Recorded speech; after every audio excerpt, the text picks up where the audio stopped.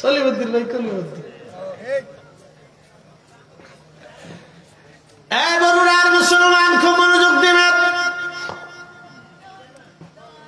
হযরত আলীকে তিনি ইন্তেকাল করবেন, ছুরি মারা হলো, রক্ত বন্ধ হলো না। আব্দুর রহমান মুলজিম খারিজি তার নাম, আব্দুর রহমান। কপালে তার সেজদার চিহ্ন ছিল, মাথায় সুন্দর পাগড়ি পরিহিত ছিল, গায়ে তার লম্বা আলখাল্লা জুব্বা ছিল, লম্বা চওড়া চেহারা, মস্ত বড় তার লম্বা দাড়ি ছিল। কি বুঝলেন আপনারা? ভালো করে বুঝে যাবেন, ঈমান হলো সবচেয়ে বড় মূল্যবান জিনিস। তার নাম আব্দুর রহমান মুলজিম খারিজি, আব্দুর রহমান। আব্দুর রহমান মুলজিম খারিজি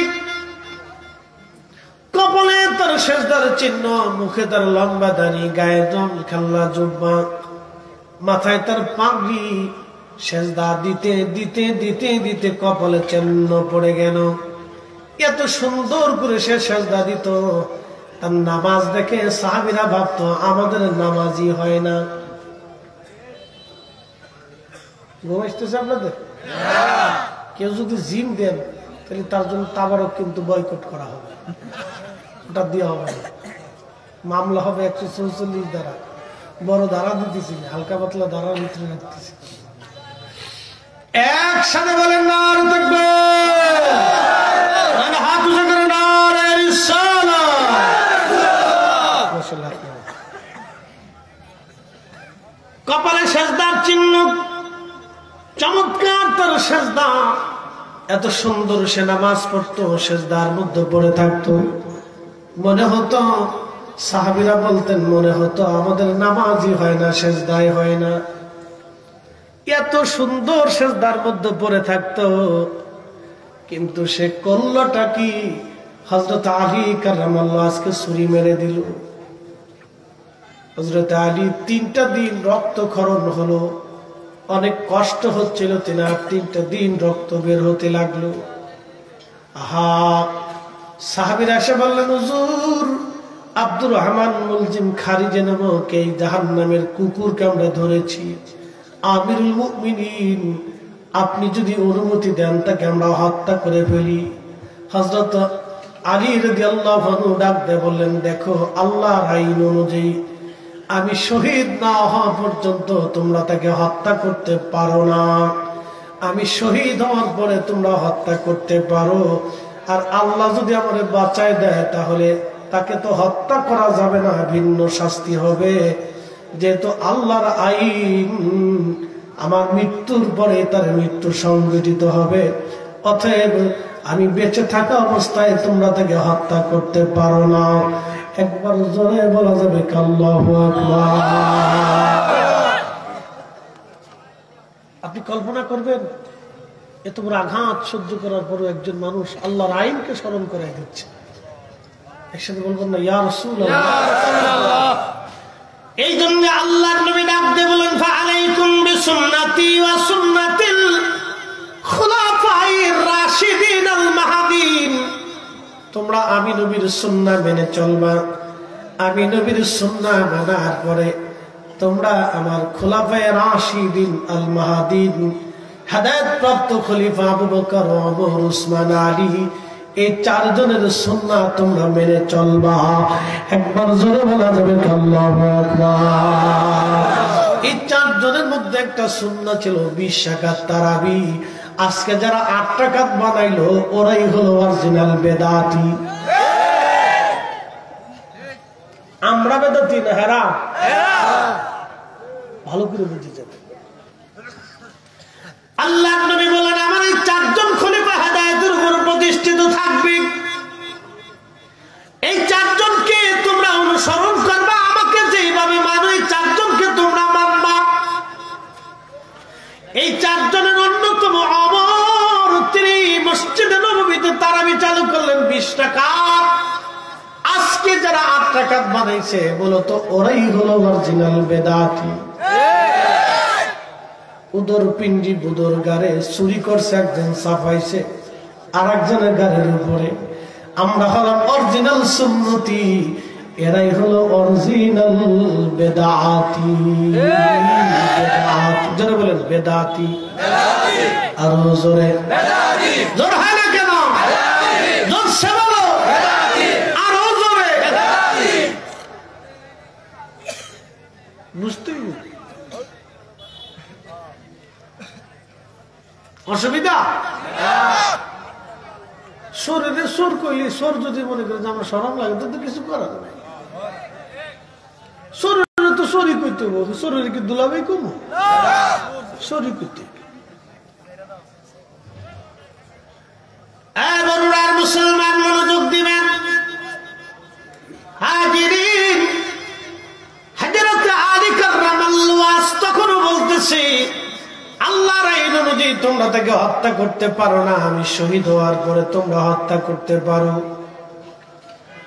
একজন লোককে ছুরি মারা হলো, মুমূর্ষ রক্তক্ষরণ হচ্ছে, তখনও আল্লাহর আইনকে তিনি স্মরণ করিয়ে দিলেন। তিনি আলী কাররামাল্লাহু ওয়াজহ। আল্লাহ আল্লাহ আল্লাহ, আমার নবীজি বলেছেন, আমার উম্মতেরা রে, আমার উম্মত তোমরা শোনো, আমার আলীকে ভালোবাসলে আমি নবীকেই ভালোবাসা হবে। আমার আলীকে যদি কষ্ট দাও তো আমি নবীকেই কষ্ট দেওয়া হবে। হযরত আলী 10 বছর বয়সে কালিমা পড়েছিলেন। হেরেমের ভিতরে তার জন্ম হয়েছিল। নবীজি বলতেন, আমার আলী শরীরে কোনোদিন সারাবিয়াত খারাবিয়াত নাপাকি হারামি কোনদিন আমার আলীর শরীরে লাগে নাই। একসাথে বলা যাবে কি মারহাবা। হযরত আলীর সাথে ফাতেমার বিয়ে হবে। বিয়ে হয়ে গেল। ফাতেমা ঘরের মধ্যে বসে বসে কান্না করে। আল্লাহর নবী ধীরে ধীরে তার কাছে গেলেন। ফাতেমা রে, তুমি কান্না করতেছ রে ফাতেমা, আমি জানি মদিনার ধনী পরিবারে ইচ্ছা করলে তোমাকে বিয়ে দিতে পারতাম, আমার গরিব আলীর সাথে তোমার বিয়ে দিলাম। ফাতেমা, জানি কি জন্য তোমার আলীর সাথে বিয়ে দিলাম। আলীর ঘর নাই, বাড়ি নাই, জমি নাই, টাকা নাই, আলী নিজেই তো খাইতে পারে না। ফাতেমা রে, তোমার সংসার কেমনে চালাবে? তুমি মনে বড় ব্যথা নিয়ে কাঁদতেছ রে ফাতেমা। চিন্তা করো না রে ফাতেমা, তোমার আলীর স্বামী আলী হবে, আমি নবী পছন্দ করি নাই রে ফাতেমা। তোমার বীর স্বামী পছন্দ আল্লাহ নিজে করেছে। একসাথে জোরে বলেন আল্লাহু আকবার। ফাতেমা রে, তোমার স্বামী আমি পছন্দ করি না, আল্লাহ নিজে করছে। ফাতেমা কান্না না, চোখের পানি মুছে ফেলো রে ফাতেমা। ফাতেমা রে, মন বেজার করো মানে রে ফাতেমা, তোমার উদরে আল্লাহ 2টা সন্তান দিবে, জান্নাতের যুবকদের সর্দার হবে রে ফাতেমা। একবার জোরে বলা যাবে কি মারহাবা। বন্ধু খুব মনোযোগ দিবেন। হযরত আলী রাদিয়াল্লাহু আনহু শহীদ হয়ে গেলেন। যখন তিনি শহীদ হয়ে গেলেন, ওনার জানাজা নিয়ে ইরাকের কুফাতে ওনাকে দাফন করার জন্য নিয়ে যাওয়া হচ্ছে। ঠিক খ্রিস্টানদের একটা অন্ধ মেয়ে এসে মসজিদে কুফাতে মসজিদের পাশে দাঁড়ায় দাঁড়ায় মেয়েটা কাঁদতে লাগলো। লোকদেরকে বললো, লোকেরা বলো, আমার খলিফা আলী কি মারা গেছে না দুনিয়াতে আছে? অন্ধ মেয়েটা মসজিদের পাশে দাঁড়ায় বলে, লোকেরা বলো, আমার খলিফা কি আছে না মারা গেছে? লোকেরা ডাক দিয়ে বলতেছে, রে খ্রিস্টান অন্ধ মেয়ে, তুমি খলিফাকে দিয়ে কি করবা বলো? বলে, আগে বলো খলিফা আছে না মারা গেছে? লোকেরা বলল, দেখো আল্লাহর বান্দি, খলিফাতুল মুসলিমিন শহীদ হয়েছেন, তার জানাজা নামাজ পড়ে আমরা কাফন দাফনের জন্য নিয়ে যাচ্ছি। আজকে 3 দিন ধরে তিনি আহত অবস্থায় ছিলেন। মেয়েটা কেঁদে কেঁদে হয়রান হচ্ছিল। লোকেরা বলল, হে মহিলা খ্রিস্টান অন্ধ মেয়ে, তুমি খলিফার জন্য কেন কান্না করো বলো। মেয়েটা ডাক দিয়ে বলতেছে, দেখো প্রত্যেক রাত্রিবেলা আমার খলিফা আমার বাড়িতে যাইতো, আমার খোঁজ খবর নিত, আমার ঘরের খাবার পৌঁছায় দিয়ে আসতো, আমার প্রয়োজন সমস্ত প্রয়োজন, আমি অন্ধ ছিলাম, অন্ধ ভাতাটা খলিফা নিজে আমার ঘরে পৌঁছাইয়া আমার খোঁজ খবর নিয়ে তারপরে খলিফা বাড়ি যাইতো। আজকে 3 রাত আমার খলিফা আমার ঘরে যায় নাই, আমার খোঁজ খবর নেয় নাই, লোকও পাঠায় নাই। তখন বুঝছি আমার খলিফা দুনিয়াতে নাই। আপনি কল্পনা করেন একজন খ্রিস্টান মুসলিম খলিফার কাছে কত বড় নিরাপদ। সাথে বলবেন আল্লাহু আকবার। একজন খলিফার কাছে একজন খ্রিস্টান কত বড় নিরাপদ, একজন খলিফার কাছে একজন খ্রিস্টান কত বড় নিরাপদ, কত বড় নিরাপদ। আমার দেশের হিন্দু বৌদ্ধ খ্রিস্টান যারা আছে তারা ওই রকম নিরাপদ থাকবে, ঠিকই তো তাই তারাও থাকে। হিন্দুর বাড়ি হিন্দু থাকবে, হিন্দুর পূজা হিন্দু করবে, মুসলমান তার দুর্গা পূজায় কেন যাবে? আমার দেশের শত শত যুবকরা হিন্দুর দুর্গা পূজায় যায়, ভিড় জমাইয়া বসে থাকে। কেন মুসলমান? তুমি মুসলমান হয়েছে কি দুর্গা পূজায় যাওয়ার জন্য? মুসলমান তো দুর্গা পূজায় যাবে না, মুসলমান থাকবে মসজিদে, মুসলমান থাকবে মাহফিলে। কথা কন না কেন? তার দুর্গা পূজা আমার কাজ কি? সে তারটা করবে, কি কথা ঠিক কিনা? তারটা সে করবে। আমি আমার জীবনে কোনোদিন দেখি নাই হিন্দু মুসলমানের দাঙ্গা, এলাকা ভিত্তিক গন্ডগোল ফাসাদ। এটা হয় টুকটাক বিভিন্ন জায়গায়, এলাকা ভিত্তিক জমি জমা নিয়ে, রাজনীতি নিয়ে, ব্যবসা নিয়ে এই ঝগড়া ফাসাদ আগেও ছিল, এখন আছে, আগামীতেও থাকবে। ঝগড়া ফাসাদ কোনোদিন বন্ধ হইত না। পৃথিবীর যত উন্নতই হোক ঝগড়া ফাসাদ থাকবে, ওই লেগেই থাকবে। এটা শয়তান যতদিন আছে ততদিন মনে করেন যে বাসাবাসি চলবে, কে কারে বাস দেবে খালি চিন্তা। এটি শয়তানে খালি লড়াইতে থাকে, বুঝতে পারছেন? তো ঝগড়া ফাসাদ চলে, কিন্তু হিন্দু মুসলমানের দাঙ্গা বাংলাদেশে আমি কোনোদিন দেখিনি। যে এই জেলার হিন্দু ওই জেলার হিন্দুর বাড়ি ঘর পুরাই দিছে, সারা বাংলাদেশে পিটি পিটি মারামারি চলছে, এরকম দেখিনি কোনোদিন। এটা কোনোদিন দেখিনি। এটা ভারতে দেখছি, কি কথা বল না কেন? ভারতে দেখছি মাঝে মধ্যে হিন্দু মুসলমানের দাঙ্গা হয়, হিন্দু শিখে দাঙ্গা হয়, উপজাতি উপজাতি দাঙ্গা হয়। বাংলাদেশে দেখিনি। আমরা সবাই সহাবস্থানে থাকি, একভাবে চলি। আমাদের ব্যবসা এক, দেশ এক, ভাষা এক, সংস্কৃতি এক, ধর্ম ভিন্ন হতে পারে, কিন্তু আমাদের চালচলন ব্যবসা বাণিজ্য এক, আমাদের খাবার দাবারও একই রকম। হয়তো তারা গরু খায় না, শুয়োরের গোশত খায়, আমরা শুয়োর খাই না, গরু খাই। কি কথা কন না কেন? ঠিক না?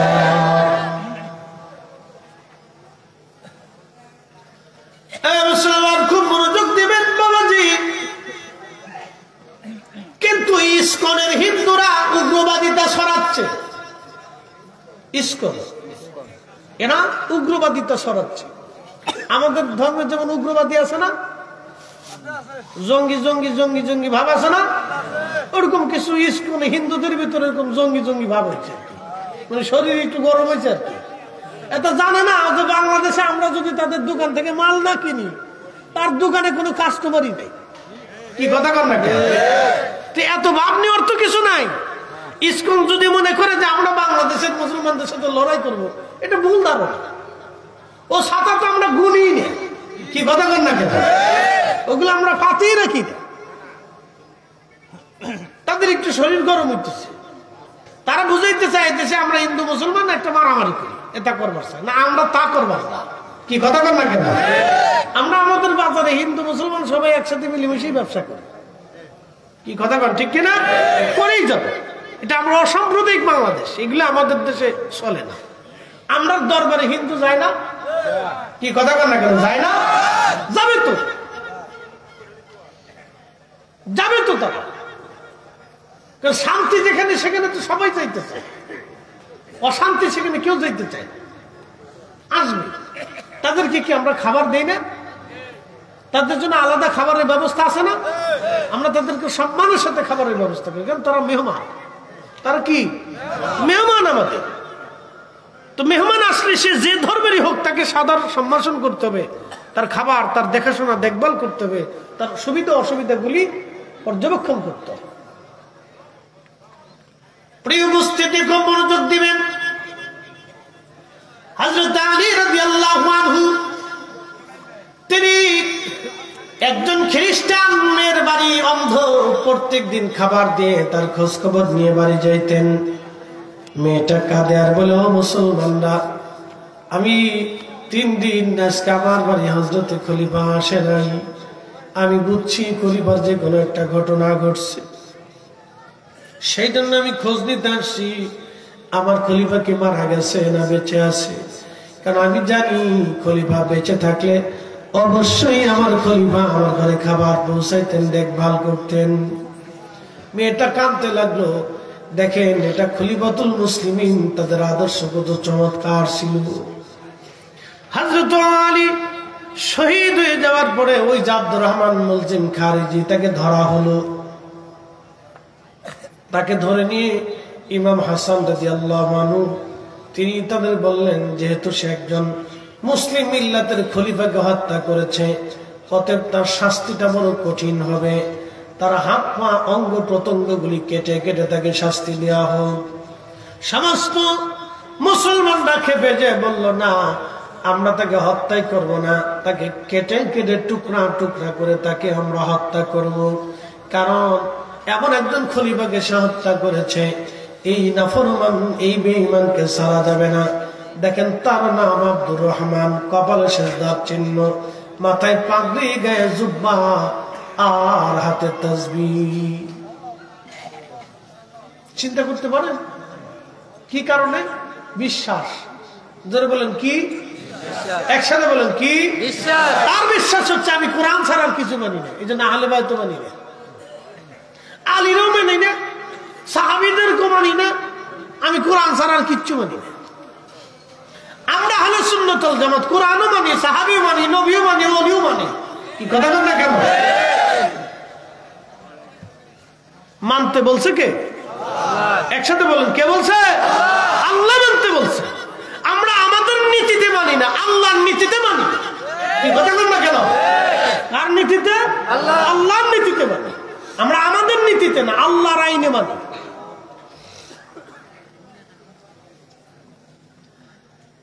আব্দুর রহমান মুলজিম খারিজির হাত কাটা হলো।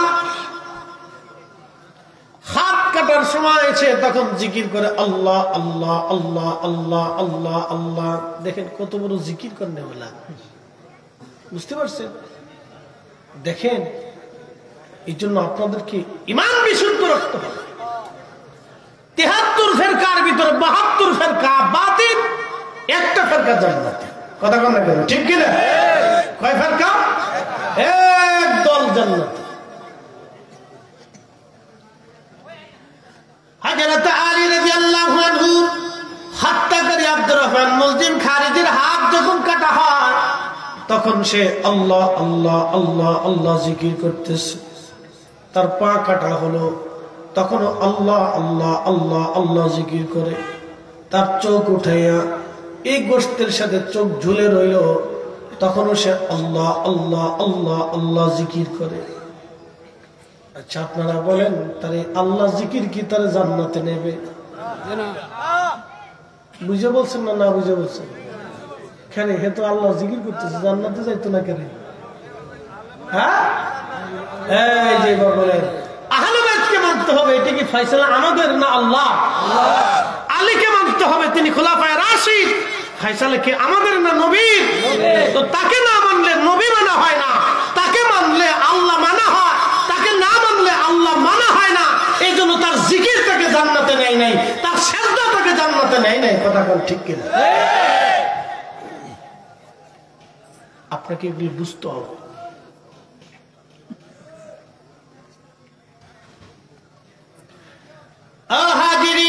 মনোযোগ দিবেন। আব্দুর রহমান মুলজিম খারিজি তখন আল্লাহ আল্লাহ আল্লাহ আল্লাহ জিকির করে তার চোখ ঝুলে কপালে এই মুখের সাথে বেঁধে আছে। যখন সাহাবীরা তার গলা চিপ দিয়ে জিভ বের করে জিভ কাটতে যাবে, তখন আব্দুর রহমান ডাক ডাকে, সাহাবীরা আমার জিভ কেন কাটিস? আমার হাত কাটলি, পা কাটলি, চোখ উঠাইলি, তারপর কেন জিভ কাটতে যাবি? বলে তোর জিভ কেটে ফেলবো, এজন্যই তুই আল্লাহর জিকির বলতেছে। তোরা যে আমার জিভ কাটবি, তোরা কি দেখো না আমি আল্লাহর জিকির করি? সাহাবীরা বললেন, তুই কিসের জিকির করবি রে?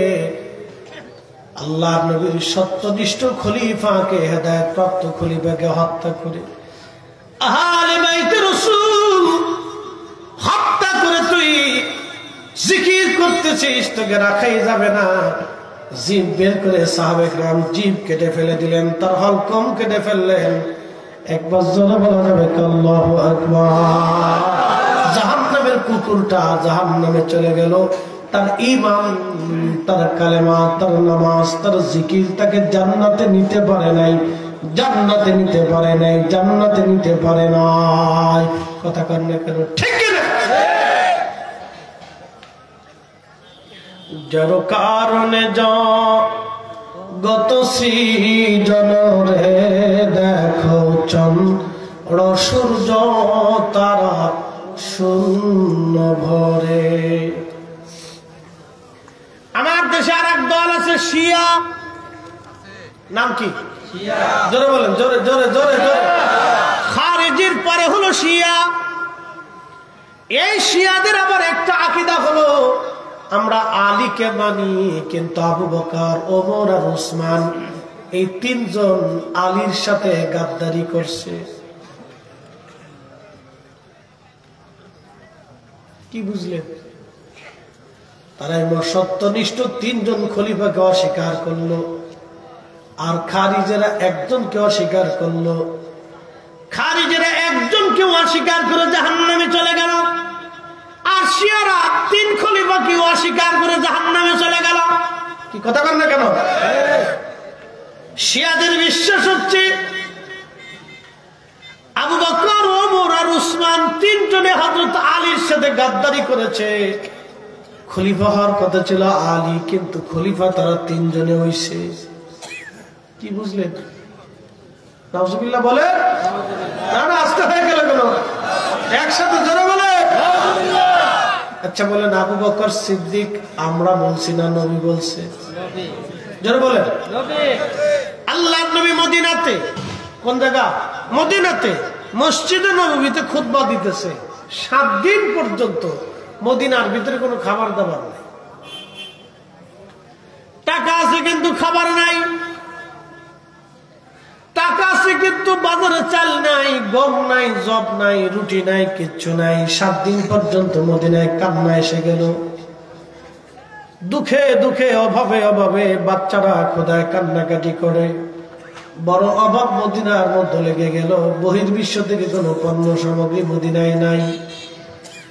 আল্লাহর নবী খুতবা দিতেছিলেন, ঠিক এমন সময় একজন ঘোষক এসে বলছে, শুনছো মদিনাবাসী, মদিনাতে বাহির থেকে পণ্য সামগ্রী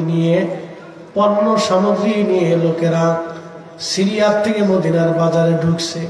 তোমরা যে যা পারো তাড়াতাড়ি পণ্য কিনে নাও।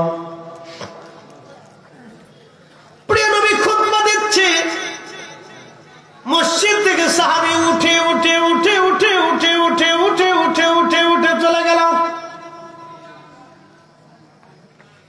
সব সাহাবী চলে গেল, মাত্র 10 জন বসা। কয়জন? যারা বলেন কয়জন? এখন যদি মনে করেন তাবারক দেওয়া হয়, কি যারা বলেন বুঝাইতেছি, ওই গেটের সামনে যদি তাবারক দেওয়া হয়, মুসল্লি যেতে যেতে যেতে যেতে যেতে যেতে ফরিদি সাহেব আর মাইকালা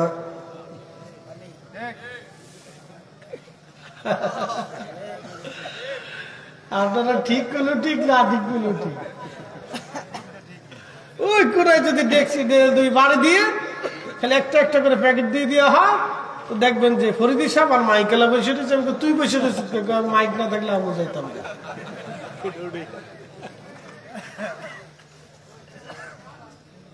বুঝতে পারছি। তো 3 দিন পর্যন্ত, 7 দিন তো মদিনায় খাবার নাই। তো সাহাবীরা যেতে যেতে যেতে যেতে সব চলে গেল, 10 জন বসে গেছে। একসাথে বলবেন আল্লাহু আকবার। না না, জোরে জোরে জোরে জোরে জোরে। কয়জন? 10 জন বসা। জোরে বলেন কয়জন? নবীজি খুতবা শেষ করলেন।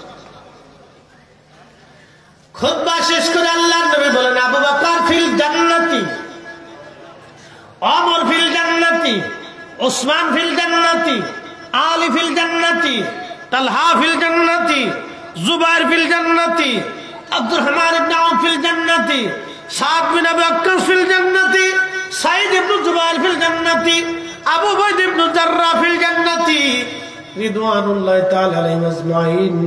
এই 10 জনকে নবীজি আশারে মুবাশশারা বানায় দিলেন। দুনিয়া থেকে নবী 10 জনকে সার্টিফিকেট দিলেন। একজন আবু বকর, ওমর, উসমান, আলী। এখন শিয়ারা বলে আবু বকর গাদ্দার, ওমর গাদ্দার, আলী গাদ্দার। তাহলে 3 জন যদি গাদ্দার হয়, তাহলে নবীর কথা কেমনে সত্য হয়? হয় নবী সত্যবাদী, নাই শিয়ারা সত্যবাদী। এখন আপনাদের কাছে যদি প্রশ্ন করি, আপনারা বলবেন আকাশ ভেঙে গেল নবী সত্যবাদী। কথা বল না কেন? ঠিক কিনা? শিয়ারা মিথ্যাবাদী, নবীজি সত্যবাদী। শিয়ারা মিথ্যাবাদী, নবীজি সত্যবাদী। শিয়ারা মিথ্যাবাদী। অতএব আবু বকর গাদ্দারি করতে পারে না, ওমর, উসমান গাদ্দারি করতে পারে না। তাদের খেলাফত হয়েছিল পরামর্শ ভিত্তিক। হযরত আলী নিজেও আবু বকরকে সমর্থন করেছিলেন, ওমর এবং উসমানকে হযরত আলী নিজেও সমর্থন করেছেন। অতএব শিয়াদের এই কথাটা হলো বাড়াবাড়ি, মিথ্যা তহমত। তারা খোলাফায়ে রাশিদিনকে বিতর্কিত করতে চায়। অতএব তারাও এক প্রকারের গাদ্দার। কথা কোন ঠিক কিনা? কথা বুঝাইতে পারছি আপনাদেরকে? হ্যাঁ, বুঝে যাবে। কিন্তু খারিজি শিয়াদের মতবাদ আপনাদেরকে জানালাম। এবার আসেন মুতাজিলা। কি জেলা? মুতাজিলা। মুতাজিলার কাজ আল্লাহ খাওয়ায়, আল্লাহ পড়ায়, আল্লাহ ঘুম পড়ায়, আল্লাহ সব, আল্লাহ অকাম করায়, আল্লাহ কুকাম করায়। আমার কি দোষ? দেখছেন যুক্তি কত সুন্দর। আল্লাহর হুকুম ছাড়া গাছের পাতা ধরে না। তাহলে আল্লাহ আমারে খাওয়ায়, আমি যে মিথ্যা বলি আল্লাহ করায়, আমি যে জেনা করি আল্লাহ করায়। একসাথে নাউজুবিল্লাহ কইলেন না আপনারা? না না, জোরে জোরে বলেন, জোরে জোরে। সরে চুরি করতে গেছে, আমি গ্যারেজ তো ধরে ফিডেই দিচ্ছি। সরে ফিডাও কি লেগে? তোর কিছু মা দেবো বেটা, ফিডে চুরি করতে আইছো। তুমি জানো না আল্লাহর হুকুম ছাড়া গাছের পাতা নড়ে না। আমি চুরি করতে এসেছি, তো আল্লাহর হুকুমই আইছি। গ্যারেজটা আরো কেঁদে মতো ফিডেইতেছে, ভালো করে কে নিতেছে বেটা, কারো বেশি করে মারতেছে কি লেগে? মারি বুঝোস নাই? আল্লাহ তোরে চুরি করতে পারছে, আর আমার আল্লাহ তোরে ফিডাইতে পারছে।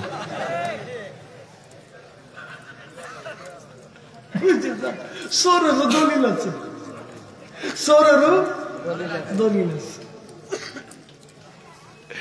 মুতাজিলাদের আকীদা হলো তুমি যেমনে নাচাও এমনি নাচি, ফুতুলের কি দোষ? ওই গানের ছন্দে আমাদের দেশে মুতাজিলা আকীদা ঢুকছে। তুমি যেমনি নাচাও এমনি নাচি, ফুতুলের কি দোষ? কথা বুঝাইতে পারছি আপনাদের? তুমি যেমনি নাচাও অমনি নাচি, ফুতুলের কি দোষ? তার মানে আমি যে অকাম করি এটা আল্লাহ করায়, আমি যে মিথ্যা বলি এটা আল্লাহ করায়। নাউজুবিল্লাহ। তাহলে সমস্ত দোষটা কার উপরে চলে গেছে? আল্লাহর উপরে চলে গেছে। যখন বান্দা আল্লাহকে দোষ দেয়, তখন আর বান্দা বান্দার জায়গা থাকে না, বান্দা আজাজিলের জায়গায় চলে যায়। কি কথা বল না? বান্দা আজাজিলের জায়গায় চলে যায়, তখন বান্দা বান্দার জায়গা থাকে। এটা মুতাজিলাদের আকীদা, এরও বাতিল। এইরকম পৃথিবীতে 72-73 ফিরকার ভিতরে 72টা দল বিপদে চলে গেল, ভ্রান্ত পথে চলে গেল। একমাত্র আহলে সুন্নাত ওয়াল জামাতে, পৃথিবীর যত ওলি সব ওলিরা আহলে সুন্নাত ওয়াল জামাতের ভিতরে আহলে সুন্নাত ওয়াল জামাতের আকীদা ছাড়া কোনো মা ওলির জন্ম দিতে পারে নাই, কোনো মা ওলির জন্ম দিতে পারে নাই, কোনো মা ওলির জন্ম দিতে পারে নাই। কথা বলেন ঠিক কিনা?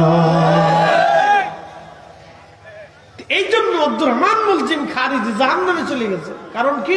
মদ আকীদার জন্য, মিথ্যা বিশ্বাসের জন্য। আমরা মুসলমান, আমাদের বিশ্বাস হবে মজবুত। আমরা আহলে সুন্নাত ওয়াল জামাত, আমাদের একটা রুলসে, একটা রেজলিউশনে আমরা চলি। এই বিশ্বাস, এই বিষয়ে আমরা চেতনার উপরে আমরা প্রতিষ্ঠিত আছি। কথা কোন ঠিক কিনা? বন্ধু আমার, আহলে সুন্নাত ওয়াল জামাতের আকীদা ছাড়া কেউ ওলি হতে পারে নাই, কেমন জরিয়াত পায় নাই। আহলে সুন্নাত ওয়াল জামাতের আকীদা ছাড়া আমার রাসূলের দরবারে কেউ গ্রহণযোগ্যতা পায় নাই। যুগে যুগে যত ওলিরা ছিলেন সবাই আহলে সুন্নাত ওয়াল জামাতের অনুসারী ছিলেন। আমাদের তরিকার ইমাম হযরত মুজাদ্দিদ আল ফসানি সেরহিন্দি ফারুকি, তিনি হযরত ওমর রাদিয়াল্লাহু আনহুর বংশধর। এই জন্য ওনাকে ফারুকি বলা হয়। উনি হযরত ওমরের বংশধর, তিনি আহলে সুন্নাত ওয়াল জামাতের অনুসারী ছিলেন। মনোযোগ দেন, ওনার মাজার শরীফ বর্তমান পূর্ব পাঞ্জাবের ভিতরে, ওই অঞ্চলে এক সময় লক্ষ লক্ষ মুসলমানের বসবাস ছিল। মুজাদ্দিদ আল ফসানি জমিনে কালেমার দাওয়াত দিলেন এবং তিনি সিলসিলা প্রতিষ্ঠিত করলেন ওই জমিনে। সেরহিন্দিতে ওনার মাজার হয়ে গেল। ব্রিটিশ আমলে ভারত মুসলমান এবং শিখদের মধ্যে বিরাট যুদ্ধ হলো।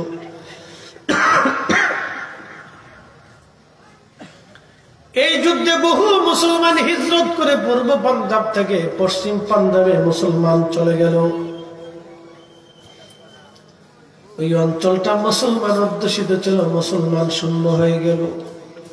শুধু মুজাদ্দিদ আল ফসানি সেরহিন্দি একা পড়ে গেলেন। তিনার মাজারও মাত্র 2 জন খাদেম, আর কেউ নাই মাজারে। সারা অঞ্চলে কোনো মুসলমান নাই।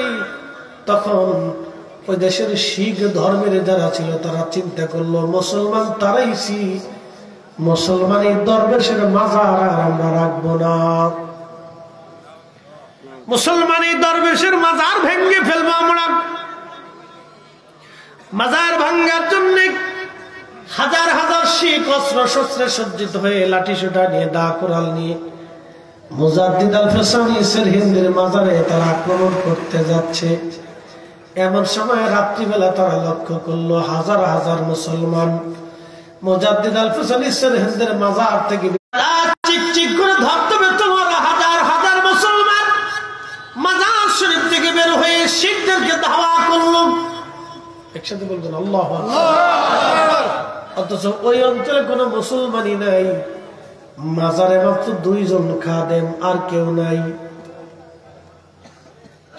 মিসকিনাম দরেগাহ সুফার মায়ে নজর বারে বহালম হাম নজর ফরমা কে খাকে পা এ মিসকিনাম মুজাদ্দিদ আল ফসানি মুজাদ্দিদ আল ফসানি মান। বরুড়াবাসী শিখেরা দৌড়ে দৌড়ে থানায় চলে গেছে। ব্রিটিশ পুলিশ ব্রিটিশ দারোগাকে যা বলল, ওই দরবেশের মাজারে হাজার হাজার মুসলমান লুকানো। আমরা মাজার ভাঙতে গেছিলাম, তারা আমাকে তলোয়ার দিয়ে অস্ত্র শস্ত্রে দাওয়া করছে। আমরা পালাইছি, আমাদেরকে উদ্ধার করেন। ব্রিটিশ পুলিশ বলল রাত হয়ে গেছে, রাত্রিবেলা যাওয়াটা নিরাপদ না, তাহলে সকালবেলা যাব। ব্রিটিশ পুলিশ সকালবেলা শিখদেরকে নিয়ে এসে দেখে মাজারে কেউ নাই, মাত্র 2 জন খাদেম বসে আছে। একসাথে বলবেন আল্লাহু আকবার। মানুষ কয়জন? যারা বলেন মানুষ কয়জন? বাকিরা আসলে কোথার থেকে? ওলিদের হেফাজত করি আমার আল্লাহ। যারা বলেন কথা বলেন না কেন? যারা বলেন উগ্র হিন্দুত্ববাদ ইসকন, ওরা বলতেছে খাজা বাবা আজমিরের মাজারের দরগাতে হিন্দু মন্দির ছিল, এই মন্দিরের কথা বলে খাজা বাবা আজমিরের মাজার ভাঙতে চায়। ওরা জানে না খাজা বাবা আজমিরের মাজার ভাঙতে গেলে ভারতবর্ষে বিশ্বযুদ্ধ শুরু হয়ে যাবে। কথা বল না কেন? ঠিক কিনা? ওরা জানে না খাজা বাবা আজমিরের মাজার ভাঙতে গেলে ভারতে বিশ্বযুদ্ধ হবে। ওরা জানে না। ওরা এটাও জানে না এই খাজা বাবার কারণে ওদের 14 পুরুষ রাজা পৃথিবীর 14 পুরুষ যুদ্ধ করেও খাজা বাবার সাথে জিহাদে বিজয় লাভ করতে পারে না।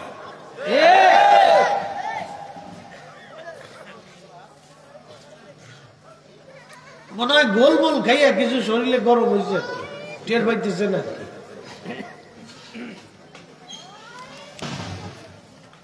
ওই ফুক আসেনি একটা যে এটার ফাঁকা যখন গজায় তখন এটা মরার লেগে গেছে। কি কথা কর না কেন? ঠিক না? জানে না। তবে হ্যাঁ, ভারতবর্ষে একসময় ভেঙ্গে খান খান হবে, এটা সত্য। এটার জন্য কিছু আড়াই দাঁড়াই তাদের লাগছে আর কি, বাহুবালা না। বুঝতেছে না, বুঝবে না। পিঠের সামনে যে সময় থাকবে না সেই সময় বুঝবে না। ওদের 14 পুরুষও খাজা বাবার সাথে জিহাদ করে পারে না, লড়াই করে পারে না। একসাথে বলবেন আল্লাহু আকবার। না না, জোরে জোরে জোরে বলেন। আরে কঠিন চেঞ্জ নিয়ে একসাথে বলেন আল্লাহু আকবার। এই জমিন খাজা বাবার জমিন। কি কথা বল না কেন? খাজা বাবা আজমিরের জমিন। তাদের 14 পুরুষও পারে না, 850 বছর ইতিহাসে পারে না। হেতা এসে 2 সাইড ছাতা মাথা লেওরা বলে আজারে বাজারে আল্লাহ হইতেছে।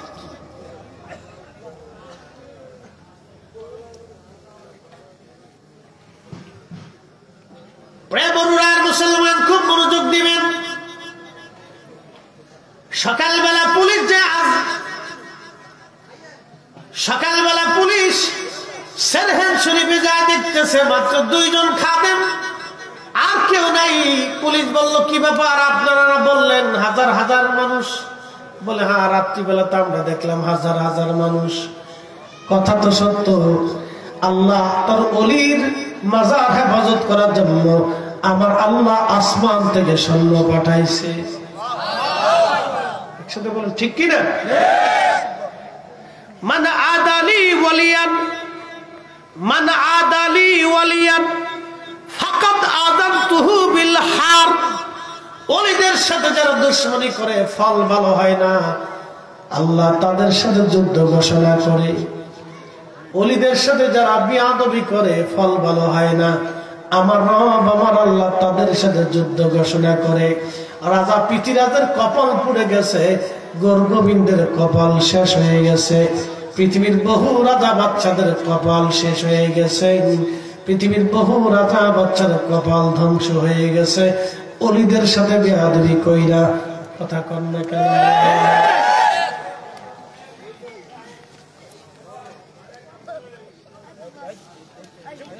এই বুঝলি জি ভাইছে চলবে? আসতে বলেন পুলিশের দামে। চলবে? হাত উঁচা করে বলেন চলবে। থাকবে হাত নামা চলবে বলে না।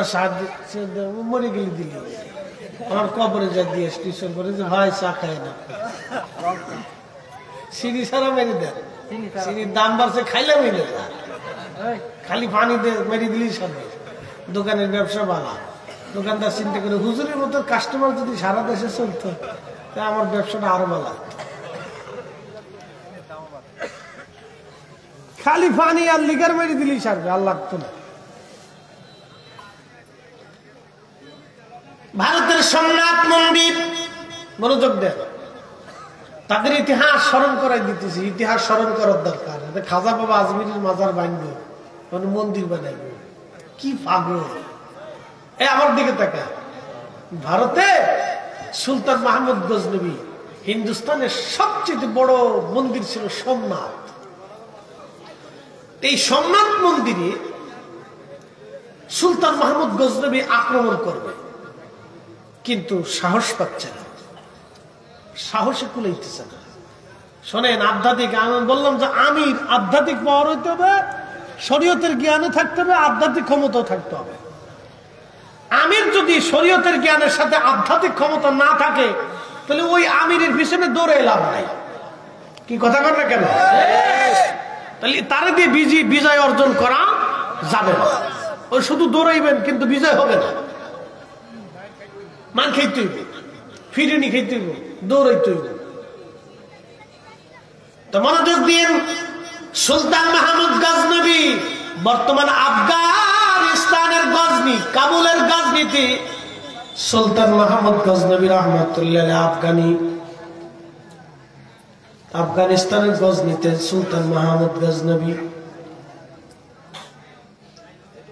বর্তমান Afghanistan, Iran, Pakistan, Uzbekistan, Tajikistan বিরাট এক অংশ মিলেছিল তখন গজনি সাম্রাজ্য। তো সুলতান মাহমুদ গজনবী চিন্তায় পড়ে গেলেন, আমি তো আক্রমণ করব, এই যুদ্ধটা তো সহজ যুদ্ধ হবে না, অনেক বড় কঠিন হবে। আর যুদ্ধের ব্যয় ভালো হবে কঠিন, বহু সৈন্য মারা যাবে, বহু সৈন্য লাগবে এবং শক্তিশালী ফোর্স লাগবে, ইমানি তেজওয়ালা ফোর্স লাগবে। অনেক হিসাব করে চিন্তা করলেন, তাও বিজয় অর্জন করা সম্ভব না, কারণ সোমনাথ সনাতন ধর্মের মূল, এটা দখল করতে হলে আমাকে অনেক বড় শক্তি নিয়ে আগাইতে হবে।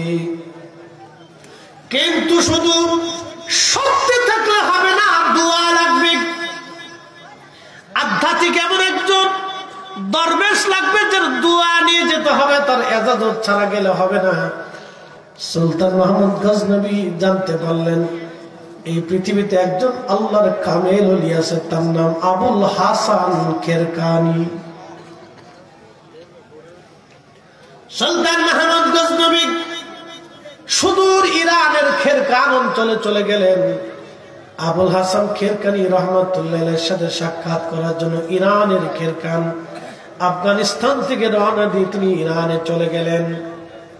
হুজুরের দরবারে ঢুকলেন, আল্লাহর ওলি মুরাকাবায় বসা ছিলেন, খাদেম হুজুরকে বাতাস করতেছিল। তখন চুপচাপ সুলতান মাহমুদ গজনবী বসে আছেন, কোনো কথাবার্তা বলেন না, চুপচাপ তিনি বসে আছেন। কারণ হুজুর মুরাকাবা করতেছে, যদি বেয়াদবি হয়ে যায় তাহলে হুজুর রেগে গেলে সর্বনাশ হবে। বহু সময় পার হলো, মুরাকাবা ভাঙে না। খাদেমকে ডাক দেয়, বললেন, আল্লাহর বান্দা, আমি সুদূর আফগানিস্তানের গজনি থেকে এসেছি, আমার নাম সুলতান মাহমুদ গজনবী, হুজুরকে আমার পক্ষ থেকে সালাম দেন, আর বলেন হুজুরের কাছে দোয়া নেওয়ার জন্য আমি আসছি, যেন এই অধমকে হুজুর একটু সুযোগ করে দেয়। দেখেন, আগের রাজা বাচ্চারা আল্লাহর ওলিদের দরবারে তারা নতজানু হয়ে বসে থাকতো, কারণ ওলিদের পাওয়ার হলো অরিজিনাল পাওয়ার। ওলিরা দুনিয়ার পাওয়ারে চলে না, ওলিরা আল্লাহর পাওয়ারে চলে। কথা কোন ঠিক কিনা?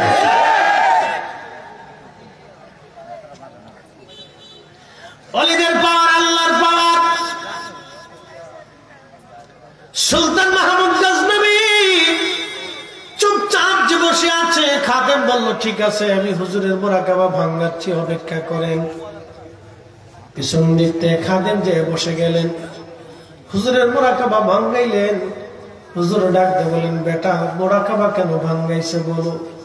হুজুর, সুদূর আফগানিস্তানের গজনি থেকে সুলতান মাহমুদ গজনবী আসছে, আপনার কাছে দেখা করবে, দোয়া করবে, সালাম দিয়েছে। আল্লাহর ওলি ডাক দিয়ে বলেন, আরে বেটা, রাজা বাচ্চা আমার দরবারে কেন আসছে? চলে যাইতে কহ, রাজা বাচ্চা দিয়ে আমার কোনো কাজ নাই। বেরোতে কহ, চলে যাইতে কহ, ওটা আইছে কেন? যা, চলে যাইতে কহ, রাজা বাচ্চা দিয়ে আমি কি তা করবো? একসাথে বলবেন না, মারহাবা। আগের ওলিরা রাজা বাচ্চা দিয়েও কিছু মনে করতো না, ধুর, চলে যা, তুই আছিস কেন?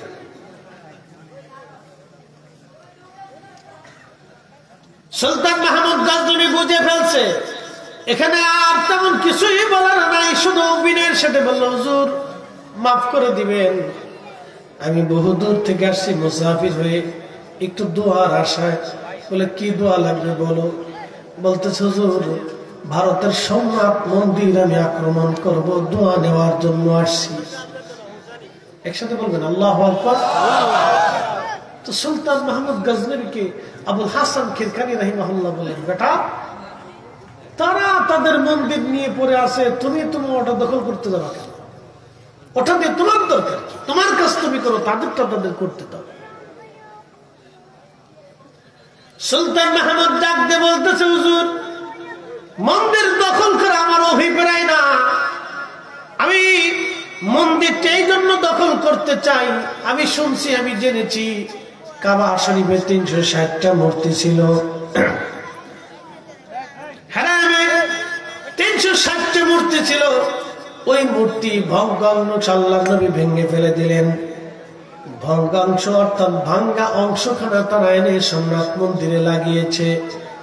যে মন্দির নবী ভেঙে ফেলেছে, যে মূর্তি, সেই মূর্তি পৃথিবীর অন্য কোথাও থাকতে পারে না। অতএব সোমনাথ মন্দিরের মন্দির আমি রাখবো না, কারণ আল্লাহ নবী যেটা ভেঙেছে সেটা কোন মন্দিরে রাখতে পারে না। সুলতান মাহমুদ গজনবী বলেন, হ্যাঁ ঠিক আছে। আবুল হাসান খিরকানি বলেন, তাহলে ঠিক আছে, কি করতে হবে? বলে, হুজুর আপনার এজাজত এবং দোয়া লাগবে। বলতেছে, যা বেটা, আমি এজাজত দিলাম, দোয়া করে দিলাম। সাথে নিজের গায়ের জুব্বা খুলে ফেললেন, খুলে দিয়ে বললেন, এই জুব্বাটা কাছে রাখবি। আমি আবুল হাসান খিরকানি তোমাকে বলতেছি, বেটারে জুব্বা কাছে রাখবি, যদি কখনো বিপদে পড়ে যাও, মুসিবতে পড়ে যাও, তাহলে জুব্বাখানা হাতের মধ্যে নিয়ে ওযু করে নামাজ পড়ে আমার মালিকের দরবারে হাত বাড়ায় বলবে, আল্লাহ এই জুব্বাওয়ালা যদি তোমার পছন্দের ব্যক্তি হয়, আমি আমাকে অমুক অমুক দাও, এটা দাও, সেটা দাও, তুমি যা চাবা আমার আল্লাহ তাই দেবে। গেল না জোরে, জোর হয় না কেন? জুব্বা কি ওলি? কথা কেন? জুব্বা ওলি, ওলির জুব্বা, ওলির কি জুব্বা কি ওলি? ওলির এই কাপড়ের কোনো দাম আছে?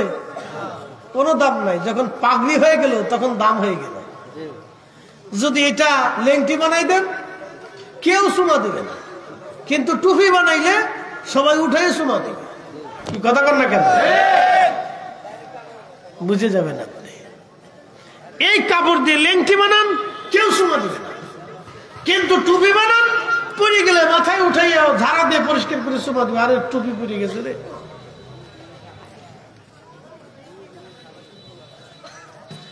তার মানে নবীর ইজ্জতে কাপড় ইজ্জত হয়। আর নবীর সম্মানে যদি কাপড়ের ইজ্জত বেড়ে যায়, তাহলে নবীকে তাজিম করার জন্য উম্মতের ইজ্জত বাড়ে। কথা কন না কেন? এই জন্য ইয়া নবী সালাম আলাইকা বলার পরে আমরা বসে থাকি না, আমরা দাঁড়াই। জোরে বলেন, জোরে বলেন, জোরে বলেন। দাঁড়াবেন নি? দাঁড়াবেন নি? দাঁড়াবেন। আমরা এত দলিলের দরকার নেই, এত উসুল টুসুলের দরকার নেই। আমরা উসুলে একটাই জানি, আল্লাহর নবী তিনি তাম সৃষ্টির মধ্যে শ্রেষ্ঠ ইজ্জতওয়ালা, আল্লাহর পরেই তার মর্যাদা, ওনার উপরে কারো মর্যাদা আর সৃষ্টিতে তো ওনাকে ইজ্জত দেওয়ার জন্য আর দলিল লাগে না, উনি নিজেই দলিল। কি কথা বল না? উনি নিজে দলিল, নিজেই দলিল।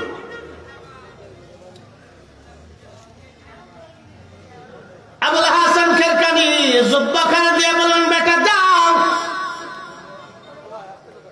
জুব্বাখানা নিক হাজরাতিক। সুলতান মাহমুদ গজনবী তিনি আফগানিস্তান ফিরে চলে আসলেন। চিন্তা করলেন, এজাজত পাইছি, আর চিন্তার কারণ নাই। তলোয়ারের সাথে আধ্যাত্মিকতাও সেই দিন মুসলমানদের বিজয় দিয়েছে। আজকে আমাদের আধ্যাত্মিকতাও নাই, তলোয়ারও নাই, যার কারণে বাটাম সালাম চলতেছে। আর আধ্যাত্মিক ওলি যারা তাদেরকে আমরা মানিও না, মানতেও চাই না, যার কারণে আরো বাটাম সালাম কপালে আছে। কথা কোন ঠিক কিনা? তলোয়ারও লাগবে, আধ্যাত্মিকতাও লাগবে। তলোয়ার এবং আধ্যাত্মিকতা দিয়ে মুসলমানদের বিজয় হয়েছে।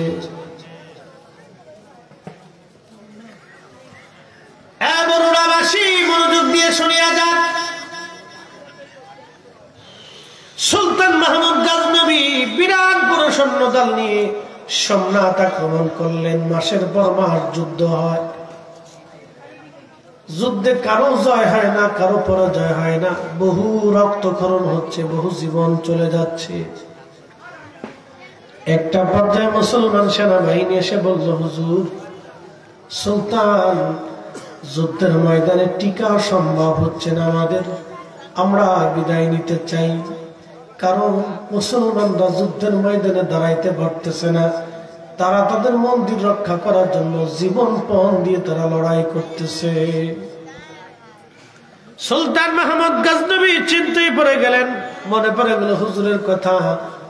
দৌড়ায় চলে গেলেন, দৌড়ায় যাইয়া আল্লাহ এই মহান প্রেমিক তাবুর মধ্যে যাইয়া দ্রুত গতিতে ওযু করে 2 রাকাত নামাজ পড়লেন।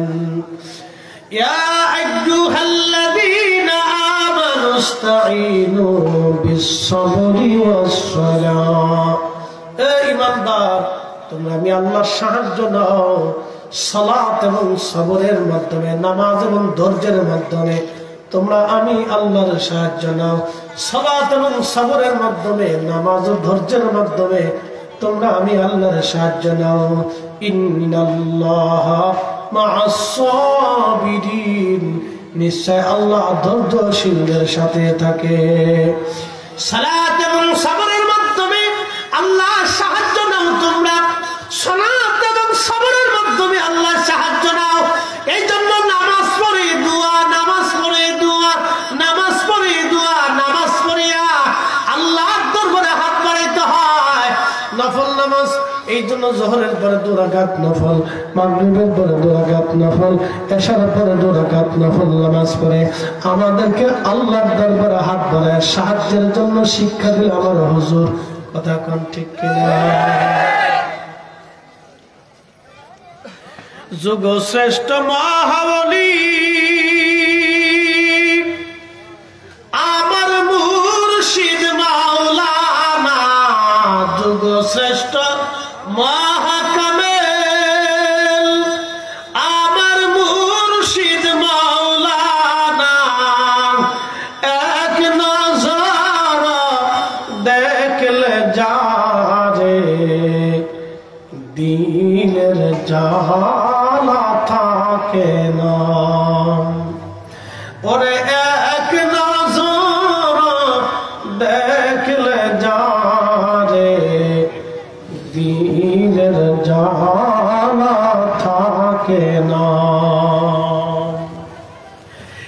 ইশকের গভীরতা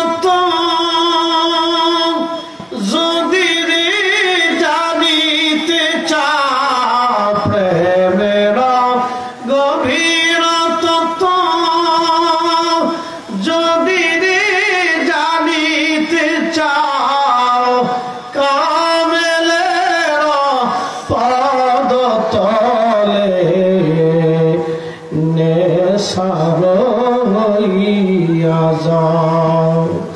ওরে মুর্শিদের চরণ তলে নেশার হইয়া যাও।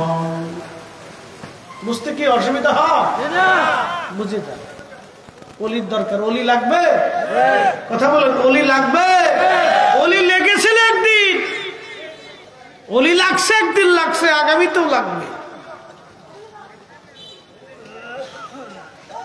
তাহলে 2 পদ্ধতিতে আল্লাহর কাছে সাহায্য নিতে হবে। একটা হলো সালাত আর একটা সবর। নামাজ পড়েই আল্লাহর দরবারে হাত বাড়াইতে হবে, নামাজ পড়েই হাত বাড়াইতে হবে। মনোযোগ দেন।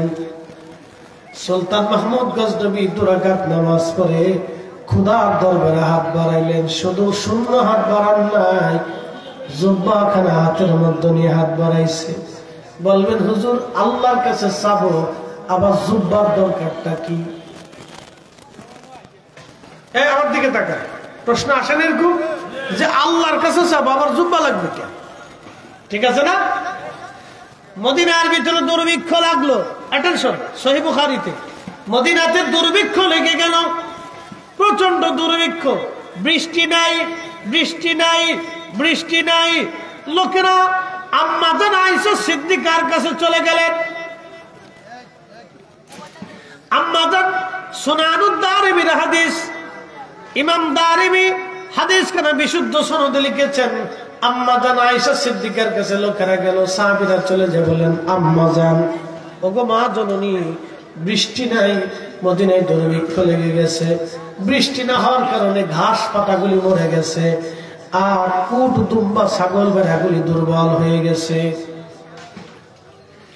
উট দুম্বা ভেড়াগুলি দুর্বল হয়ে গেছে। হুজুর আম্মা জান এখন আমরা কি করব বলে দেন। আম্মা জান আয়েশা সিদ্দিকা বললেন, ও নবীর সাহাবীরা, আল্লাহর নবী রওজা মুবারকের উপরে যে ছায়া আছে, যে ছাদ আছে, এই ছাদ তোমরা ফাঁকা করে দাও। নবীজি রওজা মুবারকের উপর থেকে যখন ছাউনি সরাই দেওয়া হলো, আকাশ এবং রওজা বরাবর হয়ে গেল। আল্লাহু আকবার, আল্লাহর আকাশে মেঘ জমে গেল, অজর দ্বারা বৃষ্টি শুরু হয়ে গেল।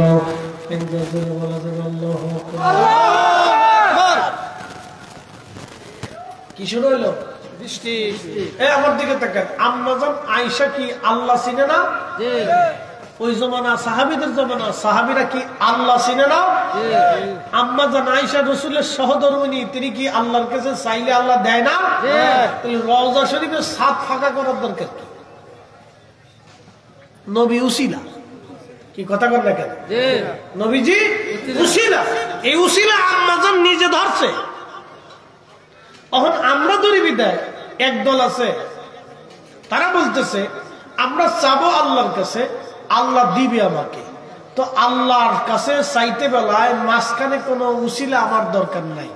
তাদের যুক্তি হলো, গরু যিনি বেচেন তিনি বিক্রেতা, যিনি কিনেন তিনি ক্রেতা, তো বেচা কিনার মাঝখানে যিনি সমন্বয় করেন তিনি দালাল। আমরা চাবো আল্লাহর কাছে, আল্লাহ সরাসরি দিবে, মাঝখানে উসিলা নামক কোন দালালের আমাদের প্রয়োজন নাই। বুঝতে পারছেন? তারা উসিলাকে দালাল বানিয়ে ফেলছে। এখন বলেন, আম্মা জান আয়েশা রওজা শরীফের উপর থেকে ছাদ সরিয়ে দিলেন, তিনি আম্মা জান আয়েশা উসিলা মানছেন নবীকে, কি কথা কন না কেন? ঠিক কিনা? তার মানে যারা উসিলাকে দালালি বলে থাকে তারা মূলত নিজেরাই বেদাতি। যদি তারা বেদাতি না হয় তাহলে আম্মা জান আয়েশা নিজে বেদাতি হবে, সাহাবীরা বেদাতি হয়ে যাবে।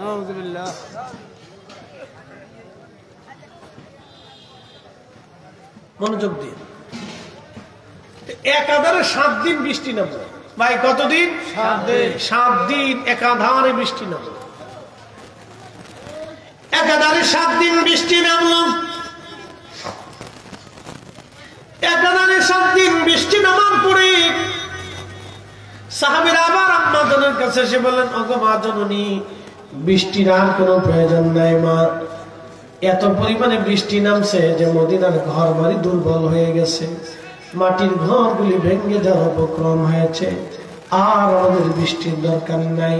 আম্মা জান তখন বললেন, তাহলে আবার রওজা শরীফের ছাদ পুনরায় নির্মাণ করে দাও। আবার নবীজি রওজা মুবারকের ছাদ নির্মাণ করে দেওয়া হলো। যখন ছাদ নির্মাণ করে দেওয়া হয়েছে তখন অটোমেটিক বৃষ্টি বন্ধ হয়ে গেল। জোরে জোরে বলেন আল্লাহু আকবার। আমি যদি আরব হতাম, মদিনারি পথ, সেই পথ দিয়ে হেঁটে যাইতেন নূর নবী হাজারাত, নূর নবী হাজারাত। হযরত ওমরের আমলে বৃষ্টি নাই, বৃষ্টির অভাবে মদিনায় দুর্ভিক্ষ লেগে গেল। লোকেরা বসলে, আমিরুল মুমিনিন, বৃষ্টির বড় দরকার, বৃষ্টির প্রয়োজন, বৃষ্টি নাই। হযরত ওমর আল্লাহর দরবারে হাত বাড়াইলেন, হাত বাড়া বলতেছি, ইয়া রাব্বি, আপনি জানেন নবীজি দুনিয়াতে ছিল, আমরা রাসূলের উসিলা করে আপনার কাছে চাইতাম, আল্লাহ আপনি আমাদেরকে দিতেন। ওয়া ইন্না কুননা নাতাওয়াসসালু বিআম্মিন নাবিয়িনা, এখন আমরা নবীজির চাচা উসিলা ধরলাম, নবীজির চাচা আব্বাস রাদিয়াল্লাহু আনহু উসিলা ধরলাম, ইয়া আল্লাহ আপনি আমাদের জন্য বৃষ্টি দেন। ওয়া ইন্না কুননা নাতাওয়াসসালু বিআম্মিন নাবিয়িনা, আমরা নবীর চাচার উসিলা ধরলাম, আল্লাহ এখন বৃষ্টি দেন। আল্লাহর নবী সাহাবী হযরত খাদিম রাসূল আনাস রাদিয়াল্লাহু আনহু বলতেছেন, তখন আমরা লক্ষ্য করলাম ফায়াসকুন, আল্লাহর আকাশ থেকে অজর দ্বারা বৃষ্টি নামা শুরু হয়ে গেল। একসাথে বলা যাবে কি মারহাবা? উসিলা আছে? একসাথে বলুন, উসিলা আছে? সুলতান মাহমুদ গজনবী হাত বাড়াইছে, জুব্বা হাতে, যারা বলেন কি হাতে? মুসলমানদের বিজয় কি শুধু তলোয়ারে হয়েছে না আধ্যাত্মিকতাও লাগছে? আধ্যাত্মিকতাও লাগছে। মুসলমানদের বিজয় শুধু তলোয়ারেই হয় নাই, আধ্যাত্মিকতা লাগছে।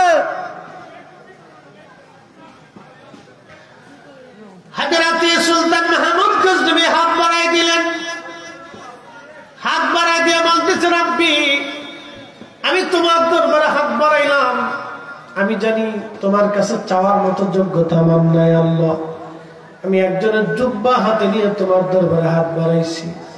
তিনি বলেছেন, তুমি যদি এই জুব্বার মালিক যদি তোমার প্রিয় হয় আল্লাহ, এই জুব্বার মালিক যদি তোমার পছন্দের হয় আল্লাহ, ওই ব্যক্তির উসিলায় আজকে মুসলমানদের বিজয় দিয়ে দাও, সম্রাট মন্দির আমাদের দখলে দিয়ে দাও।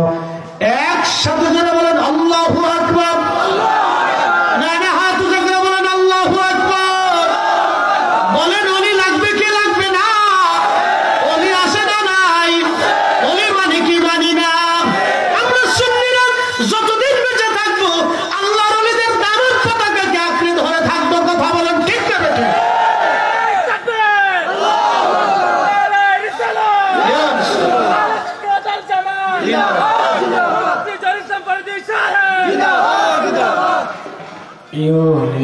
আল্লাহর বাংলাদেশ, শহীদ গাজীর বাংলাদেশ, রহম করো আল্লাহ, রহম করো আল্লাহ।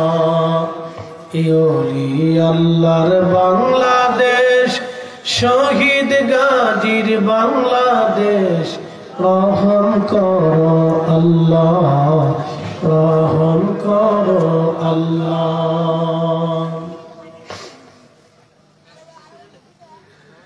হাত বাড়ায় বলে, রাব্বি জুব্বা বলা যদি তোমার পছন্দের হয়, তোমার মনোনীত হয় আল্লাহ, আমার পীর মুর্শিদ আবুল হাসান কিরকানির উসিলায় তুমি সোমনাথে আজ আমাদেরকে স্মরণ দিও না আল্লাহ, সুলতান মাহমুদ মুসলমানদের বিজয় দিয়ে দাও।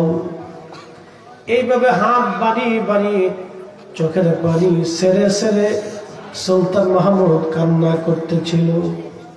এইদিকে কান্না করে আমার রব, আমার আল্লাহর সাথে সাথে দোয়া কবুল করলেন।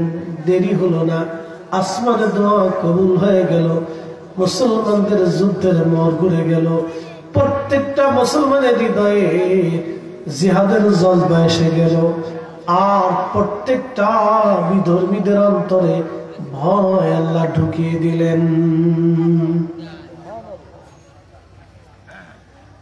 প্রচন্ড যুদ্ধ শুরু হয়ে গেল। আমার যুদ্ধে মুসলমানরা সোমনাথের সিংহ দরজা ভেঙে ফেললেন। একসাথে বলবেন আল্লাহু আকবার। মুসলিমদের বিজয় হলো। সেনা প্রধান এসে বলল, হুজুর, সুলতান মুসলমানদের বিজয় হয়ে গেছে, আমরা সোমনাথ দখল করেছি। সোমনাথে কালেমার পতাকা উড়ে গেল। হায় হায় হায়, ও মুসলমান।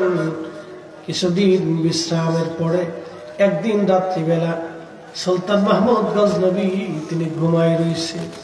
স্বপ্নের মধ্যে দেখতেছে হযরত আবুল হাসান কিরকানি রাহমাতুল্লাহ আলাইহি স্বপ্নে আসছে।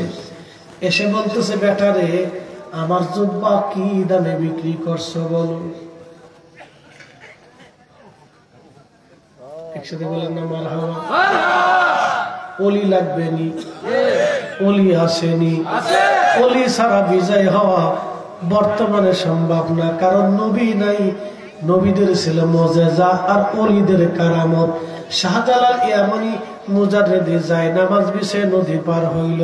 যদি আধ্যাত্মিকতা না থাকতো বাংলা বিজয় কোনোদিনই হতো না, ঠিক না? এই জন্য একটা কথা মনে রাখবেন, এই দেশে আউলিয়া কেরামের ইসলামের অবদানকে কেউ যদি অস্বীকার করে তাহলে বুঝতে হবে সে তার নিজের বাপকে অস্বীকার করছে। কথা বুঝাইতে পারছি? নিজের বাপকে অস্বীকার করছে। ইসলাম আউলিয়া কেরামের হাত ধরে এসেছে, অন্যথা অসম্ভব। এই সুন্দর মজলিস আজকে তাদের অবদান, এই সুন্দর মসজিদ আজকে তাদের অবদান, এই আজানের ধ্বনি তাদের অবদান, এই কালেমার পতাকা তাদের অবদান, এই কোটি কোটি মুসলমান আউলিয়া কেরামের অবদান।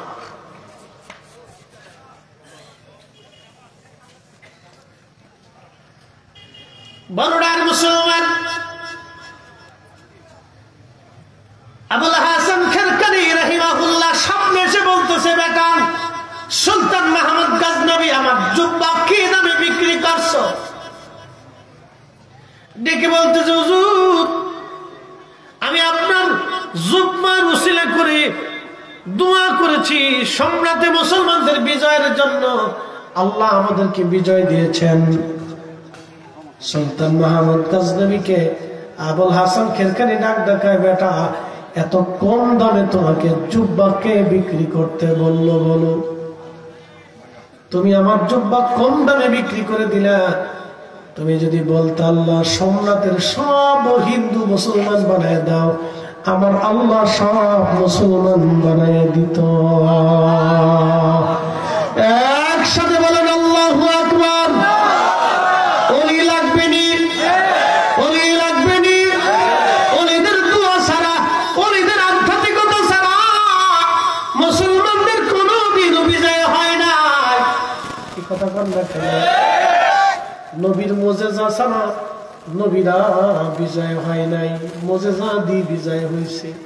বলে হুজুর এটা আবার কেমন কথা বললেন?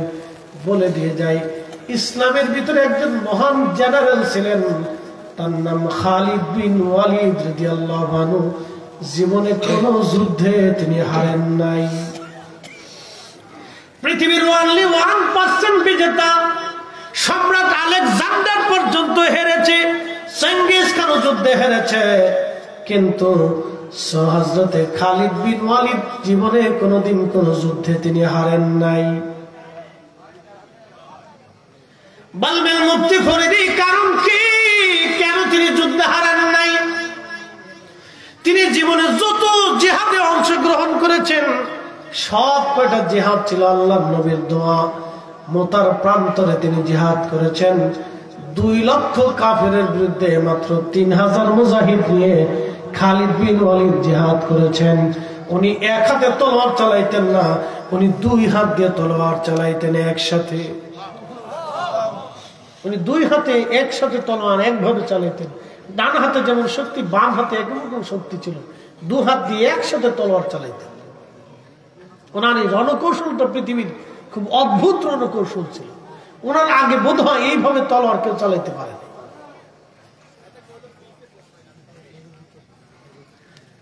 মুতার প্রান্তরে ওনার 8টা তলোয়ার ভেঙে গেল। 8টা তলোয়ার একসাথে বলবেন আল্লাহু আকবার। কয়টা তলোয়ার ভাঙছে? 8টা তলোয়ার ভাঙছে যুদ্ধ করতে করতে। বুঝতে পারতেছেন, সকাল থেকে সন্ধ্যা পর্যন্ত যুদ্ধ করতে। বলে কারণ কি? আল্লাহর নবী বললেন তুমি সাইফুল্লাহ। কি? জোরে বলে, জোরে জোরে জোরে জোরে। খালিদ সাইফুল্লাহ। বলে কারণ কি? নবী বললেন তুমি সাইফুল্লাহ, আল্লাহর তলোয়ার। জোরে জোরে জোরে। আরে রাসূলের কথার ওজন কত বুঝে যান। আগে বলছি মুসলমান দুয়া ছাড়া বিজিত হয় নাই। নবীর এই একটা কথা খালিদ বিন ওয়ালিদ জীবনে যত জিহাদ করেছেন কোন জিহাদে হারেন না। ওনাকে পৃথিবীর সবচেয়ে বড় বড় রোম সাম্রাজ্য, পার্সিয়ান সাম্রাজ্যের বড় বড় জেনারেল, যুদ্ধবিদ, যারা যুদ্ধবিদ্যায় পারদর্শী ছিল, তলোয়ার বিদ্যায় পারদর্শী ছিল, তারা পর্যন্ত ওনাকে কোনো যুদ্ধে হারাইতে পারে নাই। ওনার সাথে মল্ল যুদ্ধে যে আসছে জীবনে সে জীবন নিয়ে ফিরে যেতে পারে নাই। ওনার তলোয়ারের নিচে যে পড়ছে সেও কোনোদিন জীবন নিয়ে ফিরে যেতে পারে নাই। একসাথে বলবেন আল্লাহু আকবার। বলে কারণ কি? নবী বললেন সাইফুল্লাহ, কার তলোয়ার? একসাথে বলেন কার তলোয়ার?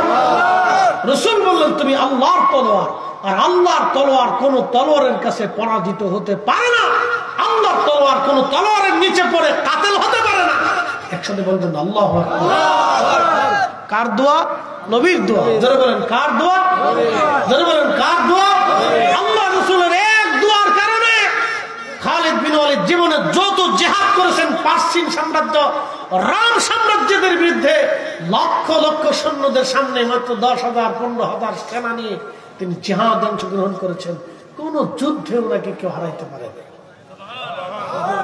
কার দোয়া? নবীর দোয়া। যারা বলেন কার দোয়া?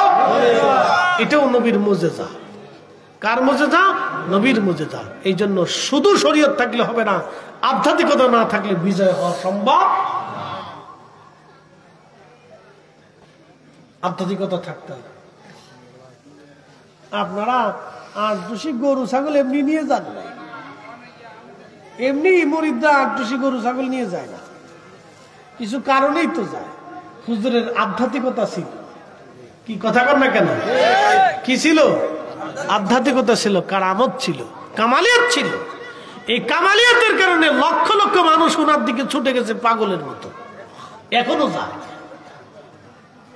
কামালিয়াত ছিল। মুসলমানদের ইতিহাসগুলি আমাদের জানার খুব প্রয়োজন। এগুলি আমরা জানলে আমাদের ইমানি তেজ বাড়ে। কথা ঠিক কিনা? ইমানি তেজ বাড়ে, এগুলো আমাদের জানা দরকার। এই জন্য মুসলিমদের শুধু শরীয়তের বিদ্যায় থাকলে হবে না, আধ্যাত্মিক বিদ্যায় পারদর্শী আমিরের প্রয়োজন। তা না হলে হুদে পিছে দৌড়ে কোনো লাভ নেই, তো বেহুদে পারাপারি করা। এই জন্য আমরা আলী আল্লাহ ভক্ত। দেশে বহু শাহজালাল আছে, কিন্তু ঘুরে ফিরে আমরা কিন্তু সিলেটের শাহজালাল রহমতুল্লাহের কাছেই যাই। কথা কন নাকি? ঠিক কিনা? বহু মাইনুদ্দিন দেশে আছে, কিন্তু ঘুরে ফিরে আমরা খাজা বাবা আজমিরির কাছেই যাই। উগ্র হিন্দুত্ববাদ ইসকন, ওরা ভাবতেছে খাজা বাবা আজমিরের মাজার ভেঙে ফেলবে। ওরা চিন্তা করতেছে না ও ইসকন বিস্কুন কোথায় চলে যাবে না, ও খবরও থাকবেন না,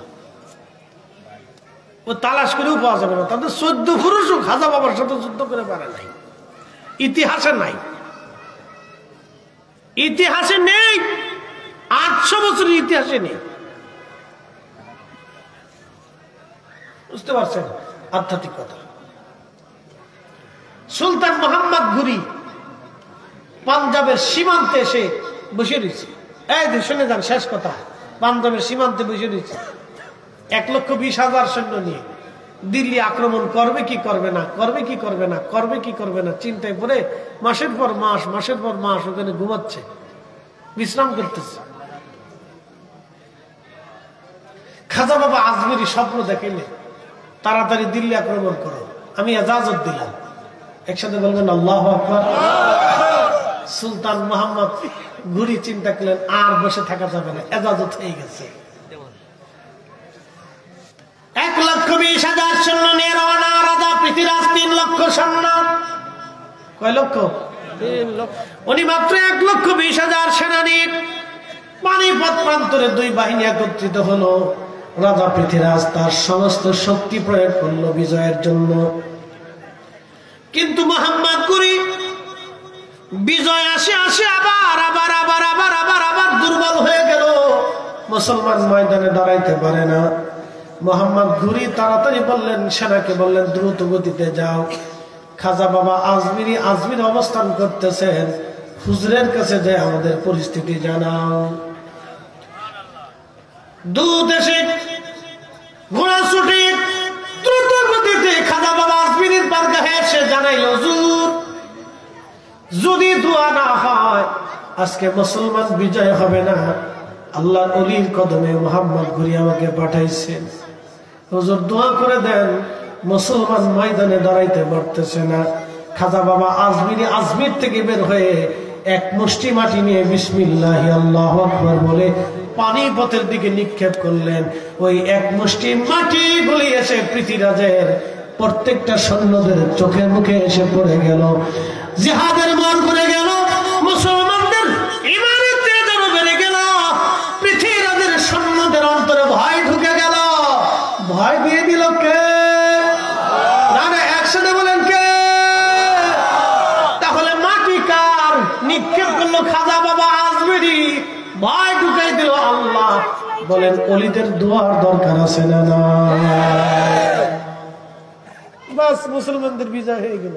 ওরা জানে না যে এক মুষ্টি ধুলিতে কাজ হয়ে গেছে, বাকি কিছু লাগে না, এক মুষ্টি ধুলিতে হয়ে গেছে। তো আল্লাহ আমাদেরকে আউলিয়া কিরামগণের মহব্বত দিয়ে দিল উজালা করে দিক। সকলে বলে না আমিন। যেহেতু এটা তরিকতের মজলিস, সেই জন্য এই কথাগুলি আমরা বললাম, এগুলি আমাদের জানা দরকার। আমরা ইতিহাস ভুলে যাচ্ছি। আমাদের ইতিহাস বড় মজবুত, কথা কোন ঠিক কিনা? আমাদের ইতিহাস কি অনেক বড় মজবুত। আমাদের আউলিয়া কিরামগণের ইতিহাস বড় মজবুত। এই জন্য আমরা আমার পীর মুর্শিদের কাছে গেছি, উনি আধ্যাত্মিক ক্ষমতার অধিকারী। কথা বলেন ঠিক কিনা? অনেক মজবুত ওলা পাওয়ার ওলা আধ্যাত্মিক ক্ষমতার অধিকারী ছিলেন। আল্লাহ তার অলিদ বরগাহে যাওয়ার তৌফিক সুযোগ আমাদেরকে দান করছেন। এই জন্য শুকরিয়া আদায় করে বলেন আলহামদুলিল্লাহ। এসেছেন যত নবী সকলের ইমাম, সালাম নবী তোমায় হাজারো সালাম, ইয়া নবী সালাম আলাইকা, ইয়া রাসূল সালাম আলাইকা, ইয়া হাবিব সালাম আলাইকা, সালাতুল্লাহ আলাইকা সাইয়্যিদি ইয়া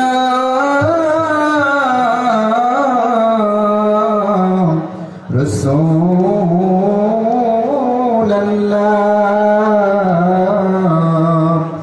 উম্মতের দরদি ওয়া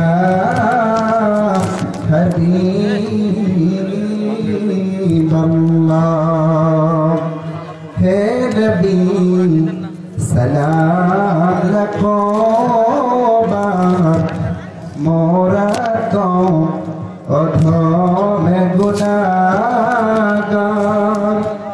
কি আছে আপনায় দেখাইবার, হাসরে ভরসায় আপনার, ইয়া নবী সালাম আলাইকা, ইয়া রাসূল সালাম আলাইকা, ইয়া হাবিব সালাম আলাইকা, সালাওয়াতুল্লাহ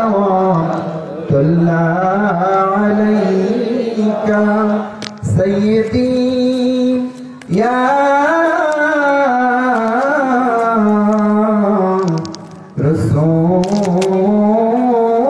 রাসূলুল্লাহ ওয়া ইয়া হাবিবাল্লাহ,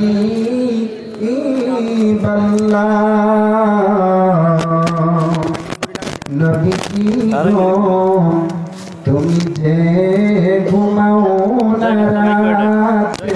রাতে, দেখা দাও আশেকদের সাথে, ডেকে নাও রোজা পাকে, নবী দুরূদ সালাম দিতে, ইয়া নবী সালাম আলাইকা, ইয়া রাসূল সালাম আলাইকা, ইয়া হাবিব সালাম আলাইকা,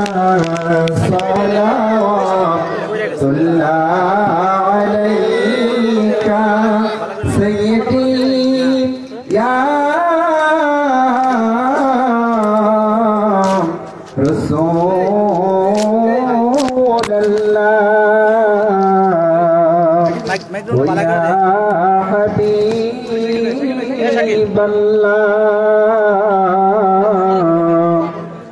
আরশে লিখা আপনার নাম কালেমাতে পড়ি আপনার নাম নামাজে আপনাকে সালাম আপনি যে নূরে মুজাসসাম ইয়া নবী সালাম আলাইকা ইয়া রাসূল সালাম আলাইকা ইয়া হাবিব সালাম আলাইকা সালাওয়াতুল্লাহ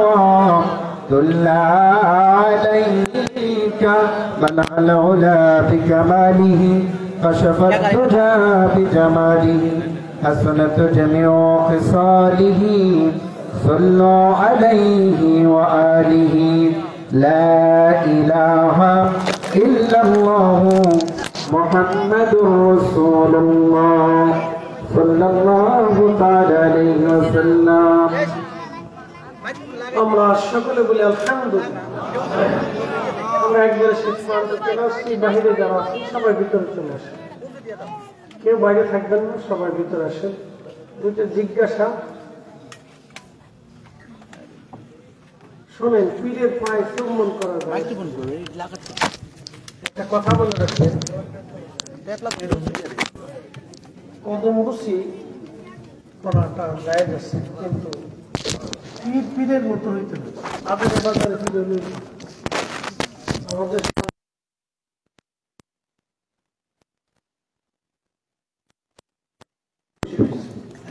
আপনি আপনার পিতা এবং বাবা মায়ের কদমে চুমা দিতে পারেন। পীর যদি বুজুর্গ হয়, কামেল হয়, কামালিয়াত থাকে, তাহলে দিতে পারে, তাহলে বুঝে শুনে দিতে হবে। আল্লাহ রাসূলের সাহাবী হযরতে আলী রাদিয়াল্লাহু আনহু আব্বাস রাদিয়াল্লাহু আনহু হাতে এবং পায়ে চুমা দিতেন। আদাবুল মুফরাদ ইমাম বুখারী লিখছেন, হাদিস বিশুদ্ধ। ইমাম বুখারী আদাবুল মুফরাদ লিখছেন, হাদিস ঠিক আছে, যদি সনদ একটু জয়ীফ আছে, কিন্তু হাদিস ঠিক আছে। হাতে এবং পায়ে চুমা দিতেন। আলী কাকে চুমা দিয়েছেন? তার চাচা আব্বাস রাদিয়াল্লাহু আনহু।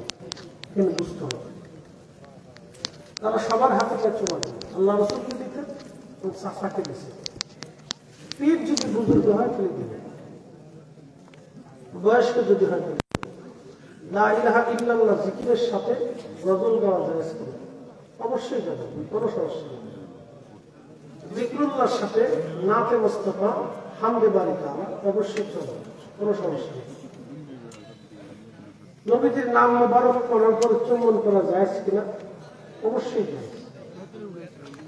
আল্লামা ইমাম জৈনুদ্দিন শামী ফতোয়া শামী কিতাবুস সালাতের বাবুল আযানের ভিতরে মাসলা তিনি বিস্তারিত লিখেছেন। প্রিয় নবীজির নাম মোবারক শুনে চুমো খাওয়া, বিশেষ করে আযান এবং ইকামত, এটা মুস্তাহাব। আযান এবং ইকামত বাহিরও দিতে পারে, বরকতের জন্য দিতে পারে। ইলিয়াতুল আউলিয়ার ভিতরে একটা ঘটনা আসছে। পূর্ববর্তী জমানার একজন মুসা আলাইহিস সালামের উম্মত নবীজির নাম মোবারক পেয়ে তাওরাতের মধ্যে চুমা দিতে, চোখে লাগাইতে। আল্লাহ এই কারণে তার 200 বছরের গুনাহকে আল্লাহ মাফ করে দিয়েছে। তো প্রিয় নবীজির নাম চুমা খাওয়ার কারণে যদি মুসা আলাইহিস সালামের উম্মতের 200 বছরের গুনাহ মাফ হয়, তাহলে আমাদের জন্য কিছু বরাদ্দ আছে। এই কথা কেন আছে না? ওনার যদি 200 বছরের টা মাফ হয়, আমার তো অন্তত 2000 বছরের টা মাফ হয়, কারণ 70 গুণ বেশি। কত গুণ? 2200 গুণ দিয়ে দেন, কত হবে? যা হবে তা না হবে, হিসাব সহজ। সব উম্মত থেকে আমাদের 70 গুণ মর্যাদা বেশি। কত গুণ মর্যাদা? সব উম্মত থেকে কত গুণ? মুসা আলাইহিস সালামের উম্মত যদি জমিদের নাম চুমা খাওয়ার কারণে 200 বছরের গুনাহ মাফ হয়। তাহলে 270 যে গুণ দিলে যা হবে আমাদের অত শত বছরের বা অত হাজার বছরের গুনাহ আল্লাহ মাফ করে। অত বছর বাঁচবেন না, হায়াত নেই, অত গুনাহ নাই। তার মানে বুঝে গেল একবারে কোন খালাস। হ্যাঁ, এটা দোয়াটা নামাজের ভিতরে আছে, সরি আযান এবং ইকামতের ভিতরে আছে। সাল্লাল্লাহু আলাইহি ইয়া রাসূলুল্লাহ কুররাতু আইনি বিকা ইয়া রাসূলুল্লাহ। এটা আযানের ভিতরে এই দোয়াটা করবে। আযানের যখন আযান করবে তখন, ইকামতের সময় তখন। বাকি সময় না পড়লেও চলবে, পড়লেও চলবে, করতে পারে। আচ্ছা আচ্ছা, বাকি কত বলে দিতেছি, আগে আমার কিছু টিহার দরকার। আগামী বছর কি মাহফিলটা বন্ধ হবে? হ্যাঁ, যেমনি কইতেছেন মনে যে বন্ধ হয়ে যাবে। আচ্ছা, আগামী বছর মাহফিলটা চলবে? আর থাকবে, আর ইনশাআল্লাহ। আর দিনুল নসিহা মনে রাখবেন, নসিহত না থাকলে, ওয়াজ না থাকলে দিন থাকবে না। এটা কি